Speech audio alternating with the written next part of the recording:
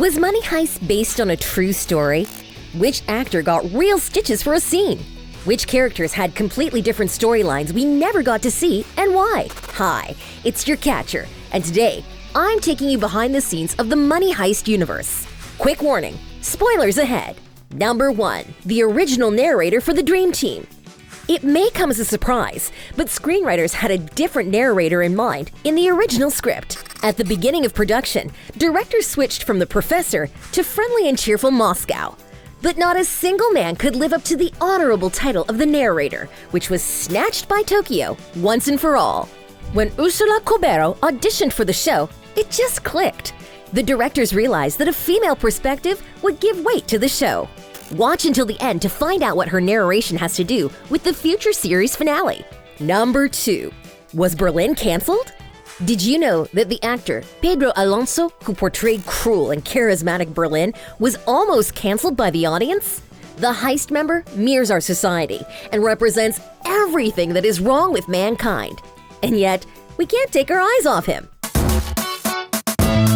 Alex Pina, the writer of the show, said that the audience wants things to happen, and there's nothing better than a villain who we can empathize with. We watched Berlin toy with people's feelings and didn't see his death coming.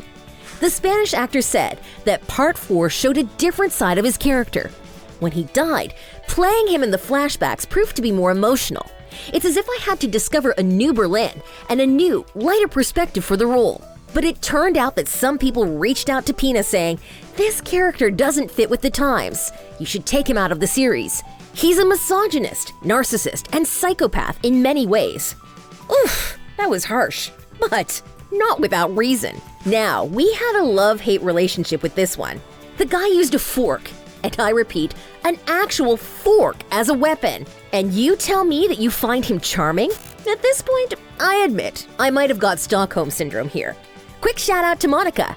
We connected with the new Berlin, and we want a separate series of his storyline with Palermo. In an interview, Alonso himself teased the idea of a spin-off, saying, "I visualized that in 20 years, another person will continue Berlin's story. I can imagine that happening." These, of course, are just ideas, but can you imagine an iconic narrative of young Berlin? Hello Netflix? We are about to pitch you some ideas. Number 3. Into a badass character overnight. The show is pretty much a series of unfortunate events for all parties involved, and the reason why everything went south is mentioned right in the theme song. If I stay with you, I'm choosing wrong. I don't care at all. Instead of executing his hostage, Denver shoots Monica in the leg, and that's where their controversial love story begins. The writers of the show did plan to have a little romantic game where Denver helps Monica, portrayed by Esther Acebo, become one of the heist members and teaches her how to use a gun. The fun part is that 2 days before the shoot, the La Casa De Papel crew decided to add a twist and let Esther's character shoot a gun without a man's help. The actress revealed, the director said it could be more shocking if she was put in a situation to make the decision herself, to pick up a gun and shoot it without knowing how to do it, to save the lives of her colleagues. The result is a badass scene with Acebo in full-on Terminator mode. Still cannot see how a bank secretary can turn into a professional hitman overnight. But in this universe, anything is possible. As a side note, apparently when filming a scene with guns, there are no actual sounds, clicks, or anything coming out until CGI is put in during editing. Jaime Lorente said, "It's pretty embarrassing for the actors to shake their guns in dead silence with heroic faces." Number 4. Keeping it real no matter what. Although the Bank of Spain never allowed the Money Heist crew to enter the real bank, for obvious reasons, the production team managed to replicate anything it could with their imagination, including the defense mechanism. The team hired a marine engineer to reproduce the vault that floods itself when breached, just like the real Bank of Spain. You can thank them for that later. And for the bank, it might be time to change the locks. Another shocker is Enrique Arce, Arturo in the series, getting real stitches from an actual doctor in one of the scenes when his character had to be patched up after being shot. Apparently, the doctor got carried away and began stitching actual skin. The actor kept his cool and continued with the scene despite the pain. And that is what I call dedication. Number 5. Movie script, Bella Ciao. It seems like the MH production team loves keeping secrets from their actors. In fact, improvisation was key when shooting the series. The cast revealed the episodes were shot as a sequence, letting actors change storylines and add to the script on the go, which is a lot of freedom not many directors offer. But some actors were left puzzled when new details popped up. Darko Peric, who plays Helsinki, said he had no idea about his character's sexuality for several episodes. Some things were really surprising for me.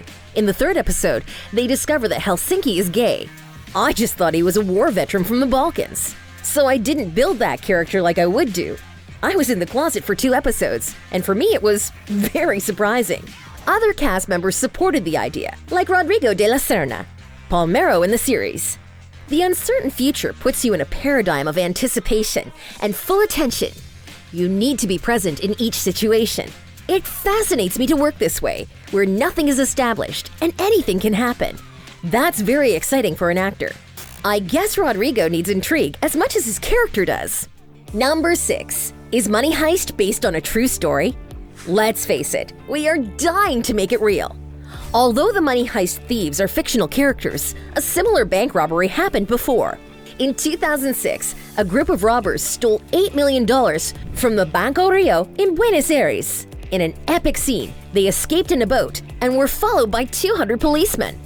5 years later, some thieves did an impressive job of renting a place next to the Buenos Aires bank and digging a 30-meter tunnel straight into the building. Sound familiar? Maybe these 2 events inspired the show's writers. Number 7. It's just one of several alternative storylines. This series is packed with tear-jerking scenes, and there is no chance you can finish the season without sobbing. The writers are playing the Games of Thrones trick on us, removing our beloved characters one by one. We slowly discover everyone's background, but not much about their motivation to join the heist. What we did learn is that Berlin had a terminal disease. He felt like he had nothing left to lose, so he sacrificed himself to let others escape. But what we've seen so far is actually a more positive and simplified version of the initial script.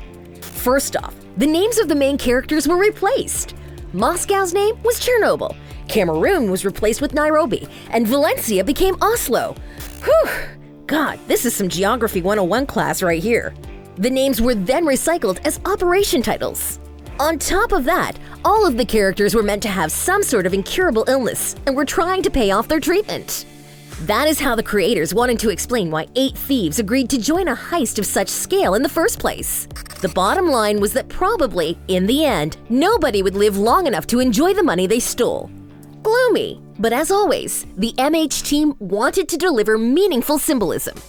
Now, the juiciest of all is the final number 8. Casually turned out to be family.